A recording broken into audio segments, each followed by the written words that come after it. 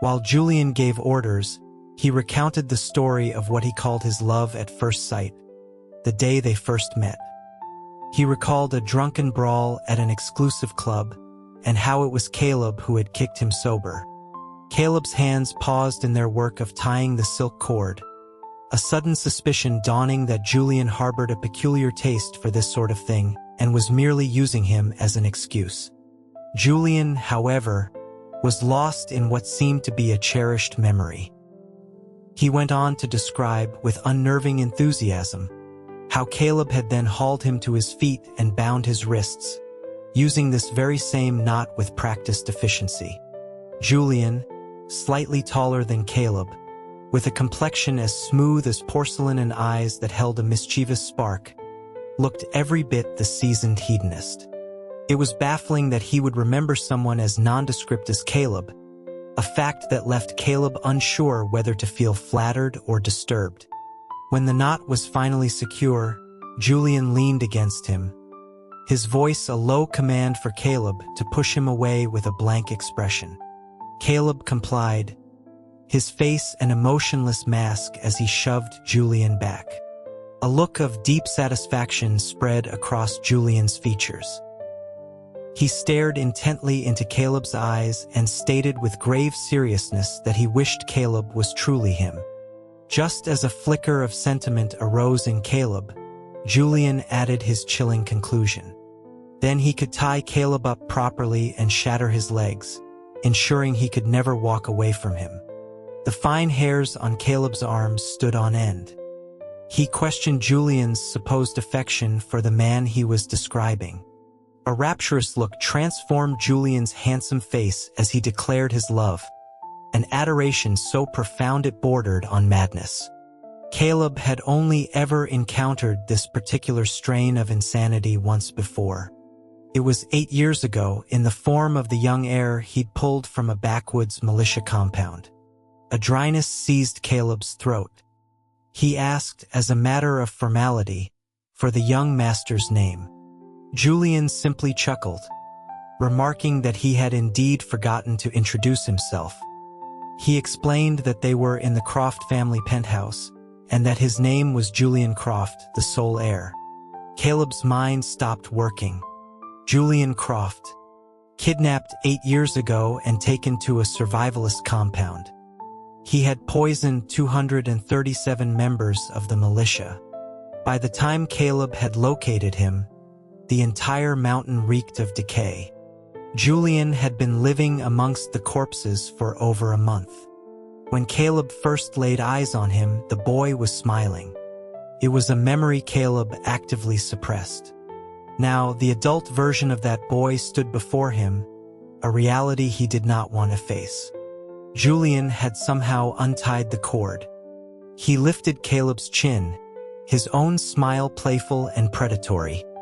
He commented on the remarkable resemblance between Caleb and the man he remembered. Caleb replied flatly that he had a common face, one that looked a little like everyone.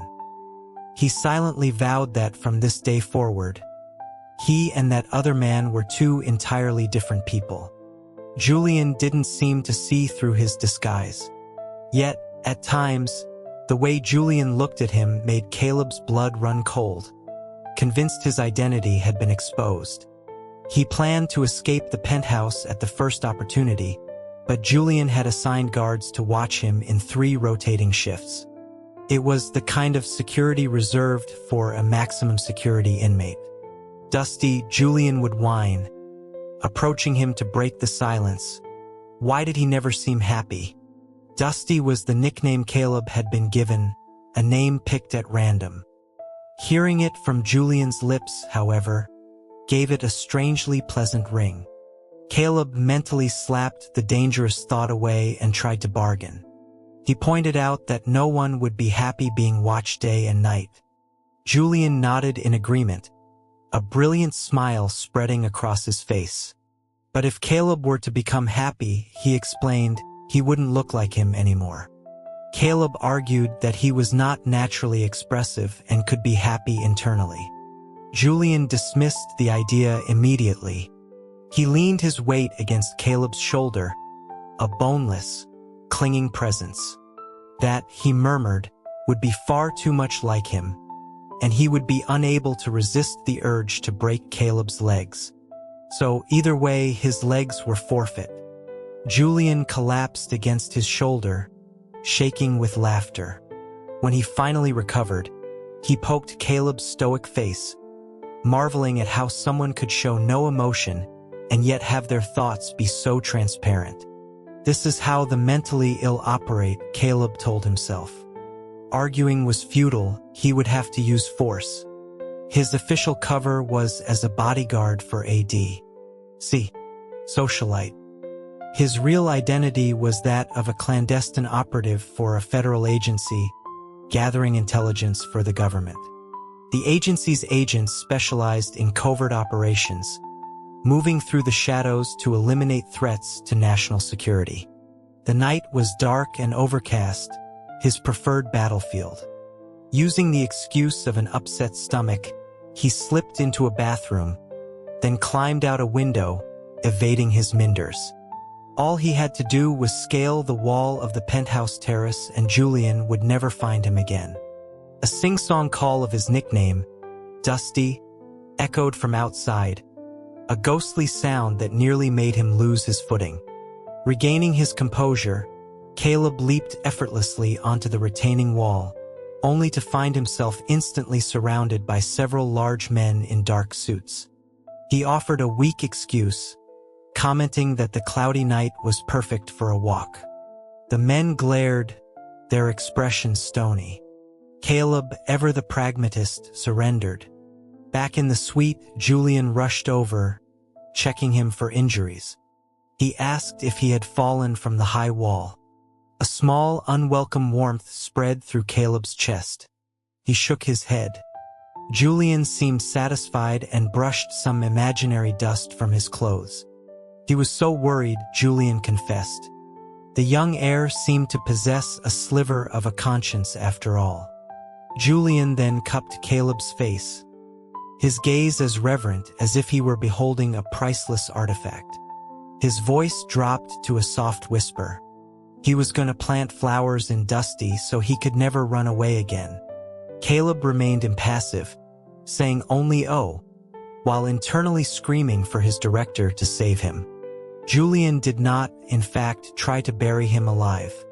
He did, however, announce his intention to sleep with him. For a moment, Caleb couldn't decide which fate was more horrifying. Julian tapped his cheek, his demeanor that of a flippant playboy, asking if Dusty was overjoyed. Caleb had no intention of sacrificing his body for the mission, now or ever. He engaged in a delicate dance of refusal. He told Julian that he felt it was improper. Julian asked with genuine curiosity what was improper about it. Caleb explained that a master's favor was a reward. Having made such a grave mistake by trying to escape, he should be punished, not rewarded. Julian shook his head. Caleb looked so much like him. How could he possibly bear to punish him? Caleb gritted his teeth and suggested Julian could just let him go. Julian's response was swift. Caleb wasn't him, so why would he let him go? Was the man made of pure contrarianism? Julian leaned in close, his smile teasing. Caleb was cursing him in his head. Wasn't he? Surprised. He wondered how Julian could read his mind through a blank face. Numbness began to set in. Feeling defeated now. Oh, cursing him again. Caleb's patience snapped.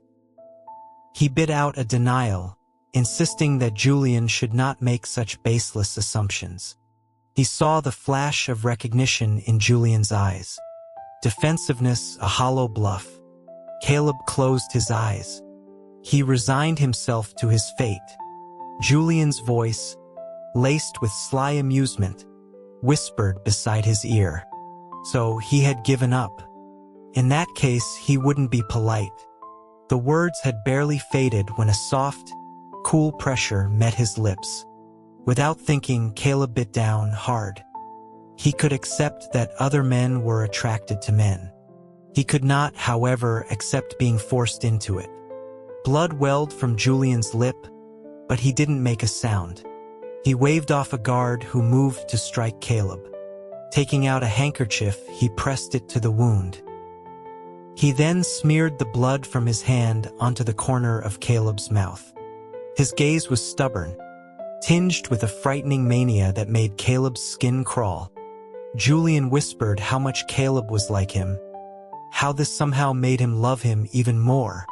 Caleb had no reaction. He was frozen in shock, his mind automatically drafting a final report. To the esteemed director, by the time you read this, I will be dead. Please be sure to visit my grave. I want to curse you to your face. Julian was displeased with his lack of response. He reached out and squeezed Caleb's cheek, musing why he found even Caleb's distracted state so endearing. Caleb attempted to salvage the situation, reminding Julian of his supposed affection for the other man, and that a person couldn't be so fickle. Even though he was that other man, he had to save at least one of his identities. Julian just smiled, tossing the bloodied handkerchief aside. He touched his tongue to the cut on his lip, assuring Caleb that he was a one-man man. Caleb could rest assured. Assured of what? A plot in a cemetery? Before he could mentally compose his curse-laden farewell, his director found him. She coordinated with the president, who summoned Julian to the White House for an urgent, fabricated meeting. She used the opportunity to extract Caleb. The first thing she asked when she saw him was whether he was still a virgin. If he thought he could win the fight, he would have kicked her.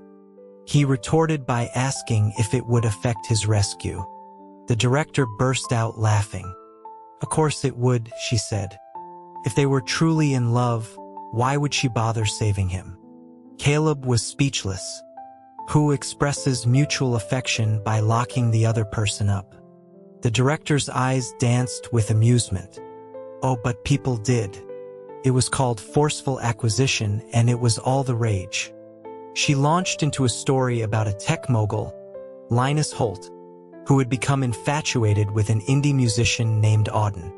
When Auden refused his offer to buy out his contract, Holt had simply kidnapped him. She recounted the ensuing drama of passionate nights and mutual suicide attempts with breathless excitement.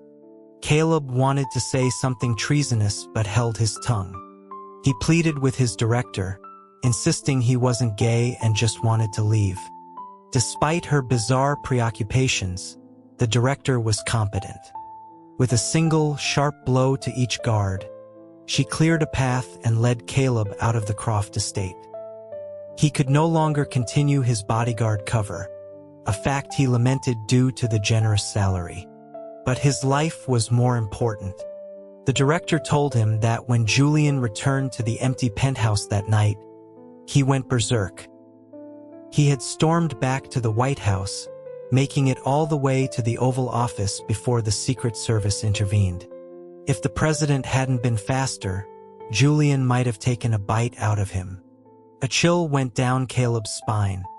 Julian Croft was from a powerful, untouchable family. The number of people in the world who dared to cross him could be counted on one hand. If Julian was determined to find him, Caleb could be cremated and his ashes would still end up scattered in the Croft family garden. He couldn't fight him, but he could hide. He requested a deep cover assignment from the director, a case in Keystone, Pennsylvania, hoping to lie low. He had just arrived in Keystone and checked into a motel. When he pushed open the door to his room, he saw Julian sitting inside. Was there a more terrifying sight in the world? A grown man, a trained operative, he nearly fell to his knees right there. Julian tilted his head, a smile playing on his lips, and asked if Dusty had missed him during their month apart. Caleb's mind raced. His survival instincts failed him. He turned to run. That failed too. He was flanked by the same two massive men from the penthouse, a familiar and unwelcome predicament.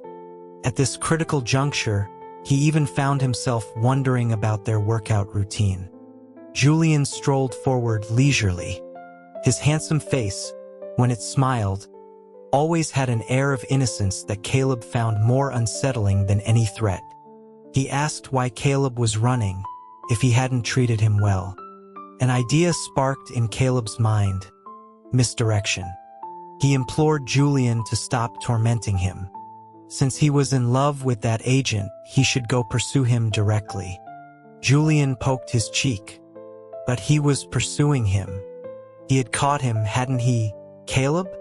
Caleb's plan for misdirection had led the disaster directly to his own doorstep. With his identity blown, there was no point in pretending. Caleb spoke plainly, suggesting that if Julian held a grudge for the kick he'd delivered that first night, he could kick him back until his anger was sated. Julian shook his head. He had already said it was love. How could he bear to hurt him? Caleb demanded to know what he wanted. The word love now sent shivers of fear through him. Julian pointed to his own lips. Last time, Caleb bit him. This time, he wanted to bite back. Caleb asked suspiciously if Julian would leave him alone after he bit him back. Julian nodded obediently. Yes. After weighing his options, Caleb closed his eyes with grim determination. Fine, do it. The next moment, a sharp pain erupted on his lower lip, followed by the coppery taste of blood. The man had taken a real bite. The pain brought tears to his eyes. So much for being in love with him. How could he bite so hard? Julian produced a handkerchief to stanch the bleeding, his voice soft and coaxing. He asked if Caleb was upset, saying that now he knew how much his own bite had hurt, and that he hadn't even used his full strength. Caleb turned his head away, thinking that Julian had been the one to kiss him unexpectedly. Getting bitten was his own fault. His lip throbbed with a burning pain. Julian had his men force Caleb into a chair.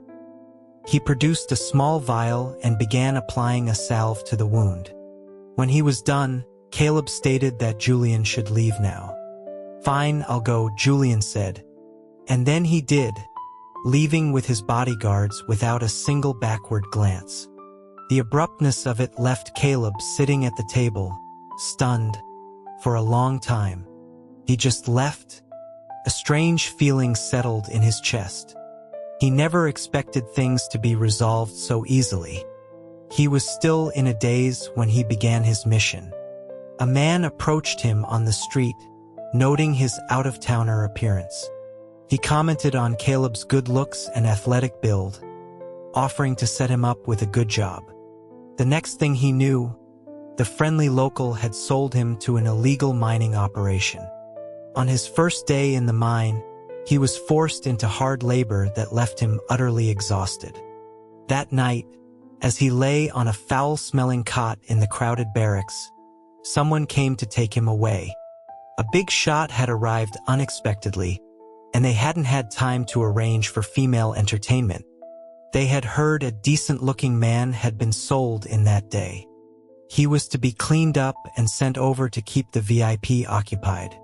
There was truly no end to his misfortune. After being scrubbed down and dressed in clothes that were barely there, he was escorted to the back of the mayor's mansion. The man leading him issued a threat. The professional escort, Diamond, would arrive in half an hour. Until then, he was to serve the guest well. If he caused any trouble, his life would be forfeit. This was a perfect opportunity for his investigation. Caleb nodded obediently, assuring the man he understood. He was there to investigate the mayor of Keystone. The case began when a man had stopped a senator's motorcade, crying out accusations against the mayor, only to be killed by a sniper's bullet. The incident was highly suspicious. The agency had been tasked with looking into it.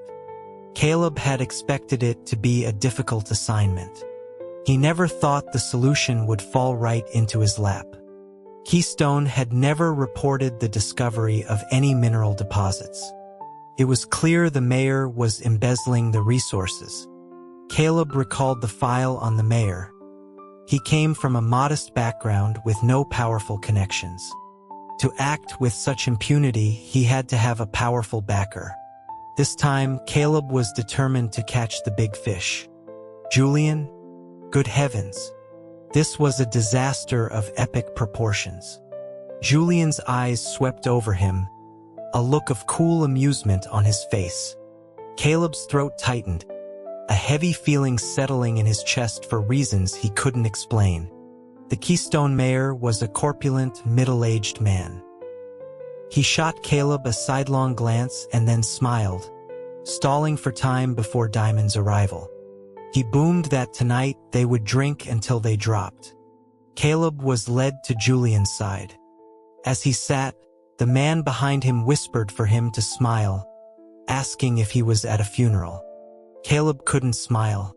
He was too busy grappling with what to do. Was Julian involved in this? How deeply?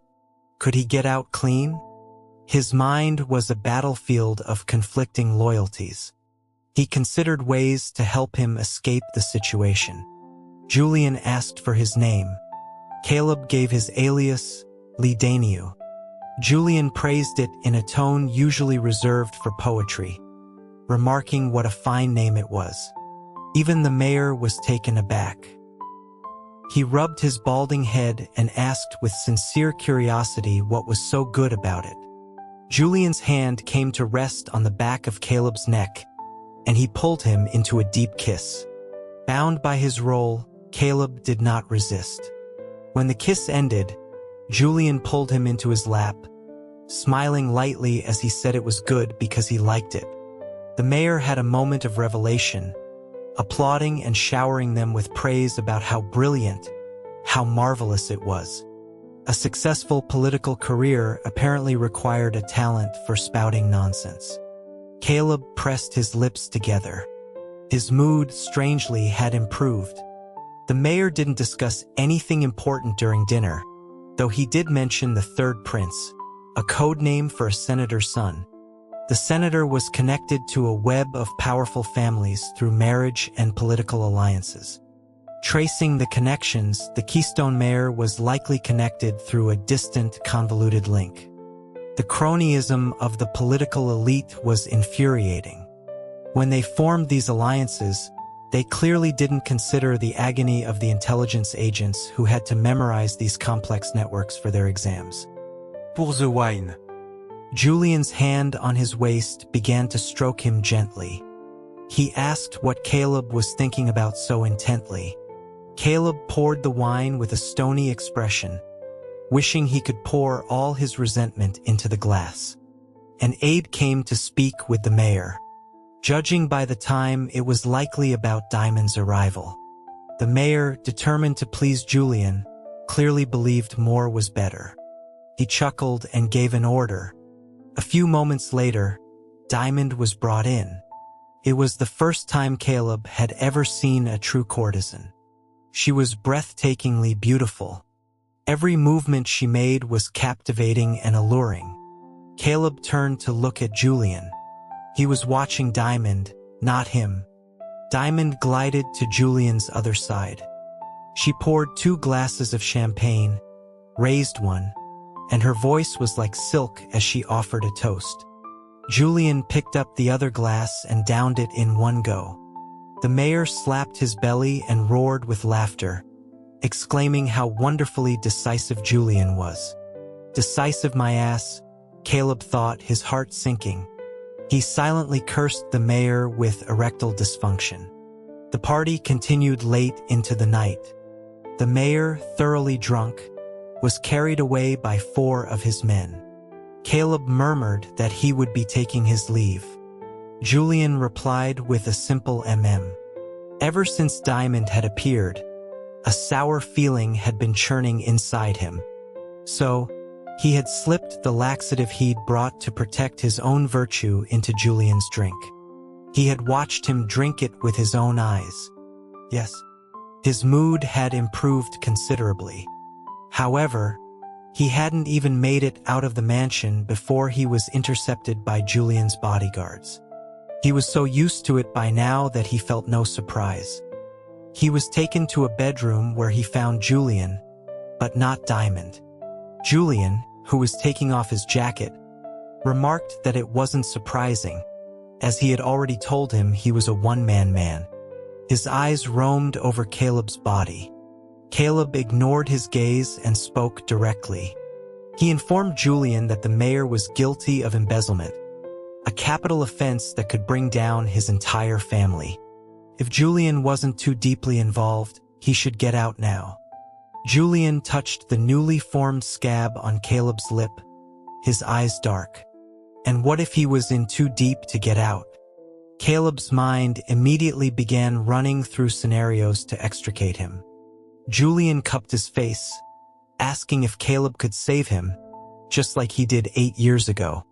There was a fire in his eyes as he leaned closer, the distance between them shrinking until Caleb could feel his breath, until their bodies were pressed together. Caleb closed his eyes. Suddenly, Julian lurched back 2 steps and turned away. The night was utterly silent.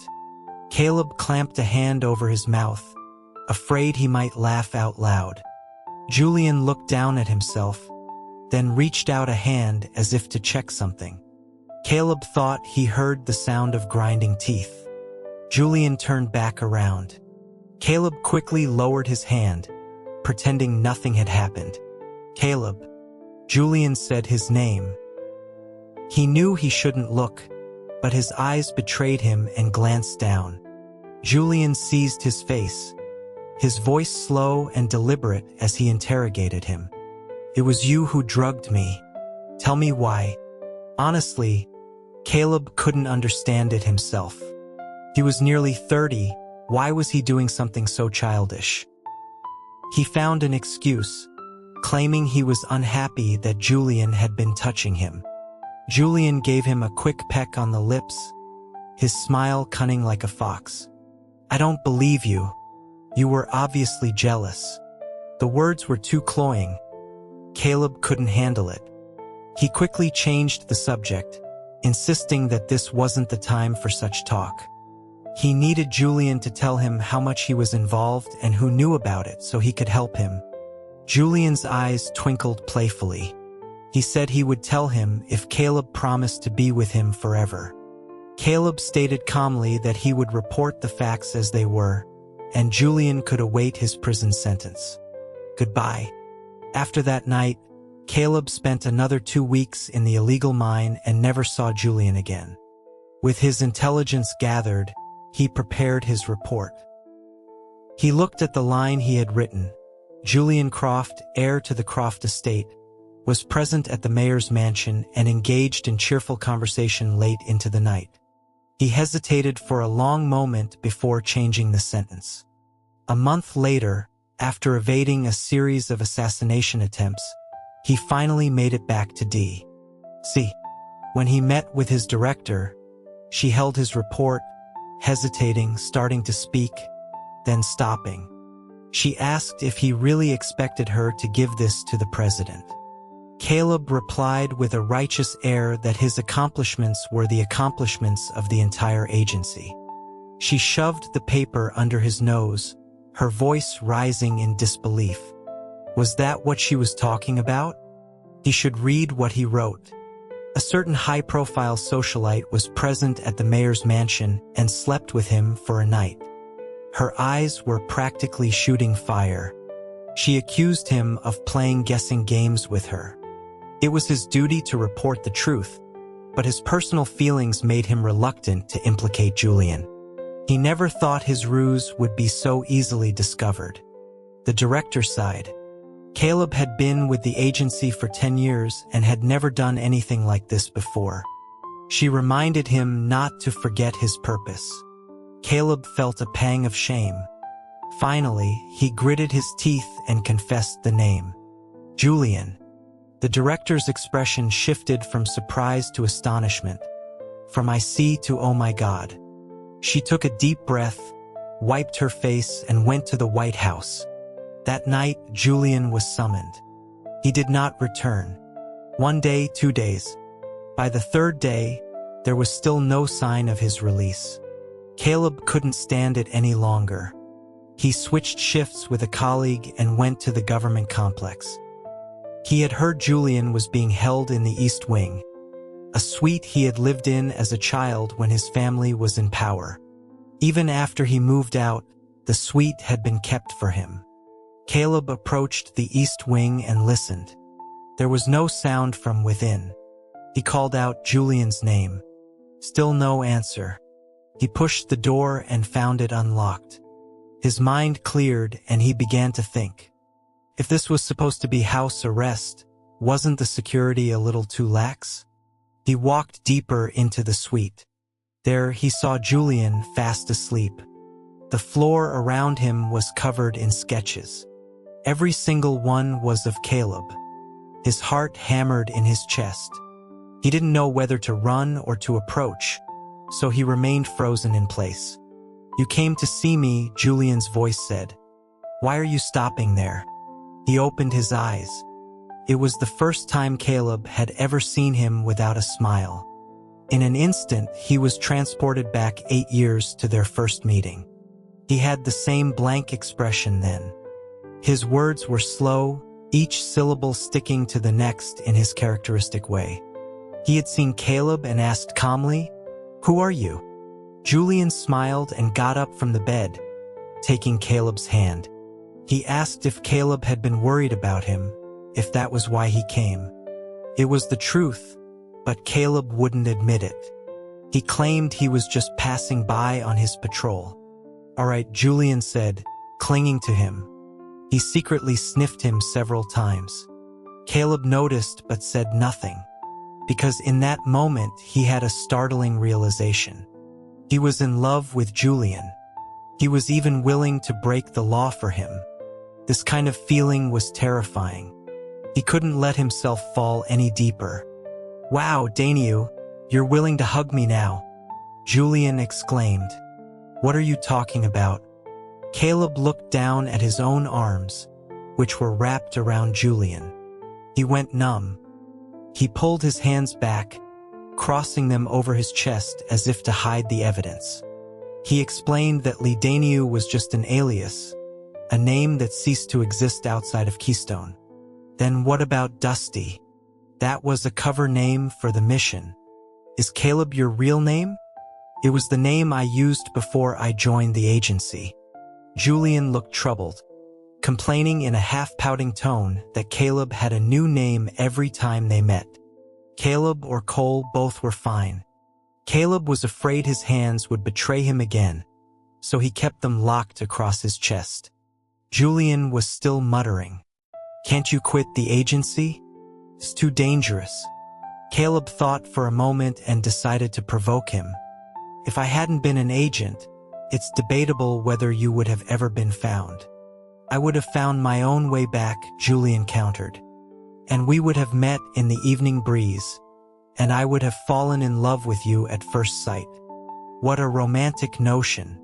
Caleb found his own mind beginning to wander. He caught himself. I have to go. You should confess everything and face the consequences." "Don't go, Caleb, you have to help me. My brother doesn't believe me."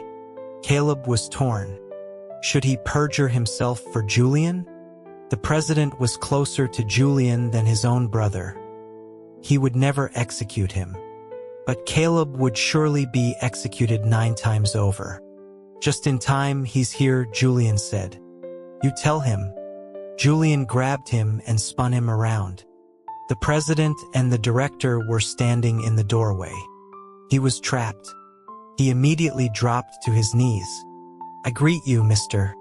President, Director." The president bore a slight resemblance to Julian, but his features were more severe, more authoritative. He asked why Cole was here. "He loves me, he was worried about me. Of course he came to see me," Julian declared, pulling Caleb up and into his arms. Before Caleb could refute it, the president frowned. "Julian, don't force him." "Mr. President, truly." Caleb could have cried. The director spoke up meekly. And you haven't cleared up the matter with the Keystone Mayor yet. It wouldn't be fair to Cole if you still had lingering ties. Caleb froze. The Keystone Mayor? Lingering ties? At this, the president sighed heavily. Julian, I've never objected to your feelings for Cole. You kidnapped him and took him to your home, and I didn't say anything, did I? But the Keystone Mayor is 58 and has a potbelly. How could you? With him. Caleb spoke up quietly. That sentence. My mind was a mess at the time. I changed it incorrectly. The director looked like an idiot, letting out a small ah before turning away, unable to meet the president's gaze. The intelligence from the agency is never wrong. Director Thorne, isn't that what you said? Mr. President, I never said that. With that, she vanished in a flash. The agency directors had always grown up with the presidents. Their bond was deep. So the president didn't mind her impudence. He just waved his hand wearily. You two go home. Julian sidled up to Caleb, grinning. Let's go home. Caleb asked in a low voice, is this some kind of game to you, sir? Julian had known all his identities from the start. Caleb was just a toy to relieve his boredom. He ran. Before he could figure things out, he didn't want to see Julian. To evade his pursuit, he took on the name Art Vandelay and became a handyman at the Holt estate. The estate manager gave instructions. The master of the Windward Pavilion is the apple of Mr. Holt's eye. You all be careful in your duties. Caleb met the man living there. He was incredibly beautiful, with an ethereal, otherworldly air about him. His brow furrowed as he spoke. Fuck Linus Holt. First he kidnaps me, forces himself on me, and now that I finally fight back, he starts playing the devoted lover? To hell with him. Caleb's jaw dropped. The man noticed him. Hey, you're new. What's your name? He asked. Then he tossed an expensive jade sculpture Holt had sent him to Caleb, adding, whatever your name is, I don't care. This thing's yours now.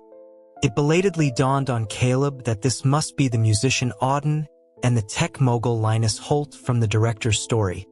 He quickly tried to hand it back, saying he couldn't possibly accept it. Auden clicked his tongue. He searched his pockets and grew even more irritated. Forgot. No smokes in this goddamn place. Fuck. Just then, Linus Holt arrived, and trailing behind him was Julian. Caleb tried to shrink back, but Auden saw him and said nothing. Linus introduced them, saying, Julian, this is Auden. They sized each other up. Auden snorted. Why are you bringing your degenerate friends here? Get lost. Julian was stunned. He recalled Linus saying that after Auden's suicide attempt by drowning, his personality had changed drastically. He never imagined it would be this drastic. Linus let out a long sigh. So, everything I said before was wrong. When you love someone, you should treat them with all your heart. Don't do things they hate. Don't make the same mistakes I did. Auden scoffed. Oh, listen to the bullshit a moron says for another moron to believe. My love is noble, you're not worthy of it. You scream I'm not worthy. Then you force me into bed. Then you blame it on being drunk and say I was seducing you. What a manipulative bastard. Tui. Caleb didn't understand all of it, but he was deeply impressed. From his expression, Linus Holt understood perfectly. He became angry and tried to grab Auden, who then twisted his arm and slammed him onto a table. Who do you think you're dealing with? Auden sneered. Small brain, smaller heart, temper of a chihuahua. He added a final, vulgar insult. Caleb sensed that Linus was about to explode, but Auden didn't give him the chance. Get out. Say one more word and I'll beat the shit out of you. Linus fled very quickly. Julian was still in shock. Caleb heard him muttering, "Will Caleb become like that? What do I do? What do I do?" To be honest, Caleb knew he could train for 500 years and never reach Auden's level of mastery. Auden looked at him. "That Julian guy just now, you know him?" Caleb nodded. "I know him. He was planning a forceful acquisition of me. Now, he probably wouldn't dare." A month later, the Keystone private mine case was finally investigated. But unexpectedly, Julian was the target of an assassination attempt. The mayor, knowing he had been tricked by Julian, decided to take him down with him.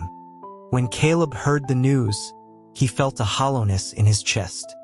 On the way to the Croft estate, his mind was a blank. He couldn't think. "Julian!" He burst through the door, nearly collapsing at the bedside. Julian was lying in bed, his face pale. He always had something infuriating to say when he saw Caleb, but now he was so quiet. "Caleb." He slowly opened his eyes, his voice as faint as if it would shatter. Caleb gripped his cold hand. "I'm here. I'm here." He spoke with some difficulty. "I really do love you, but I don't know how to love you. Forgive me, please. I know I was wrong." Caleb's voice trembled. "I forgive you, just get better." His words stopped abruptly because he looked down and saw half a face under the bed. Director Thorne's face. Julian was still playing the part of the weak patient. "What's wrong?" Caleb squeezed his hand tightly. "Sir, what new game are you and the director playing?" Director Thorne crawled out from under the bed with a pained expression and fled. Julian dropped the act. He pounced on Caleb, his voice fierce. "I caught you, you're mine now. Don't even think about running again." Then his tone softened, and he muttered to himself, "I couldn't find you anywhere, so I had to resort to this. I thought you wouldn't come, but you did, which means you care about me. I really know I was wrong." He was afraid Caleb would turn and leave, so he quickly pulled up his shirt to show him. "I'm really injured. I'm not lying. Look."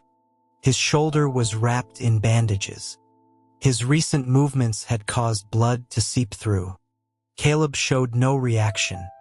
Julian searched his face for any emotion but failed. He was genuinely panicking now. "Caleb, I really do love you. I really, truly do. If you're angry about what happened before, you can do whatever you want of me. As long as you're not angry anymore." Forgiving him felt wrong, but not forgiving him was unbearable. He wanted to be alone for a while. He pushed Julian away and walked towards the door. As he opened it, 8 large men stood in 2 rows, their presence overwhelming. "Please stop, young master's spouse." They boomed in unison, the sound making his head spin. He turned to look at Julian. He was leaning against the headboard, looking both obedient and insane. "I was really wrong. Forgive me, please?" Caleb wasn't surprised. "Do I have the right to say no?" Julian smiled. "No, you haven't since 8 years ago." Caleb asked him if he wasn't afraid that he would hate him. Julian got out of bed and walked over to him, embracing him from behind.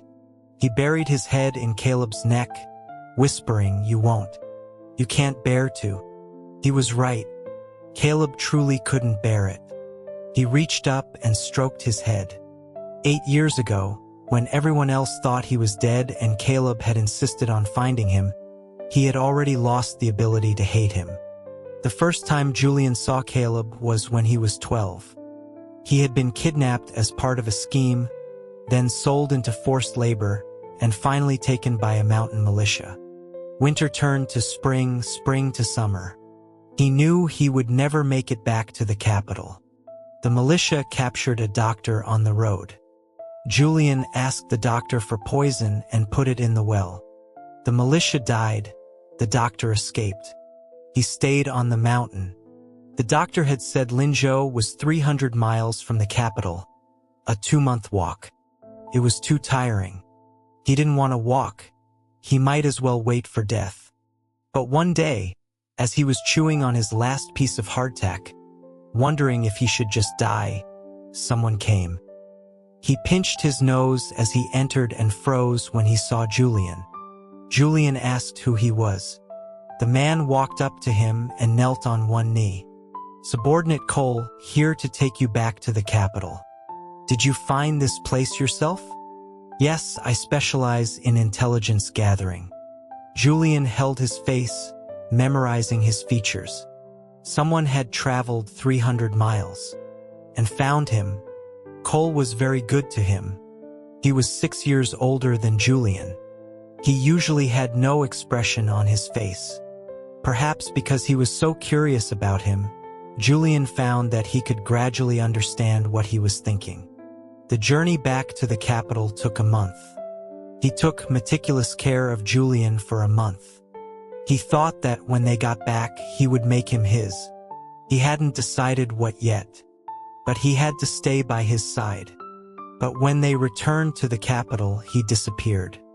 Julian searched through all the government officials in the capital, even checked the lists of officials in every state and county, but couldn't find him. He drew his face every day. For 8 years, he wanted to find him, but he couldn't understand why he wanted to find him so badly. One night, while drinking at a high-end bar, a fight broke out. The security team arrived quickly, and he saw him at a glance. He rushed over like a madman. The man probably thought he was one of the troublemakers and kicked him. After that, he only heard his colleague call him Caleb. So his name was Caleb. Linus Holt was a drinking buddy of his. He said that if you want something, you have to take it. That's what he did with Auden.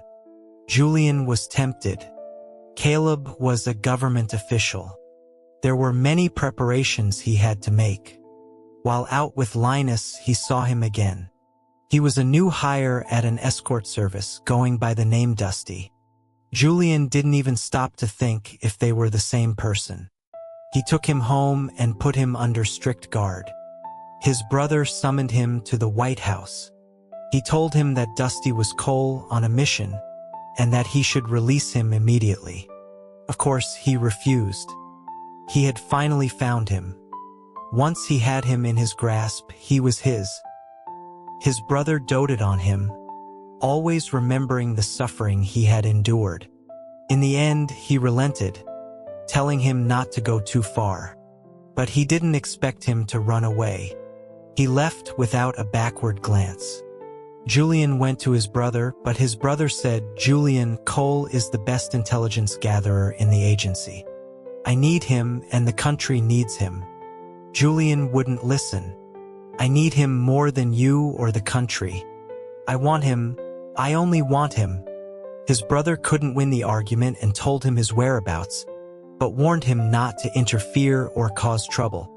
When he saw him at the mayor's mansion, he was furious. He was dressed so seductively. If it hadn't been Julian there that day, who would he have been entertaining? But he couldn't get angry. He was an agent, he had a duty. Not getting angry would only make Caleb angrier. He had intended to let him go after dinner, but the nonchalant way he left angered him. He had his men bring him back. When he found out he had given him a laxative, he suddenly wasn't angry anymore. He had feelings for him. He knew he was sentimental. On the way back to the capital, Julian secretly followed behind him, protecting him. He was very skilled, adept at evading his pursuers. But Julian was not happy. Love was so difficult. Seeing him well, he was unhappy. Seeing him unwell, he was also unhappy. His brother had let the cat out of the bag, and Caleb was angry. Julian was depressed because he couldn't find him, so he went drinking with Linus. Linus was even more dejected than him. He said Auden had changed. Julian had seen Auden before. He was good-looking with a cold demeanor. Julian wasn't interested, so he hadn't paid much attention. He wondered how such a person could change. Linus took him to see. He had changed too much. Julian was shocked at what kind of stimulus could turn a person into that. Afterward, Linus cried to him, telling him not to be like him, not to push someone too hard, to let go when he should. And he had the nerve to advise him. If he was so capable, he should go back and let Auden go. Julian knew he couldn't let Caleb go. He loved him. When you love someone, you hold on tight and never let go. He faked a serious injury to trick Caleb into coming back, but Director Thorne ruined it. But it was fine. He loved him and he was soft-hearted. He would eventually forgive him.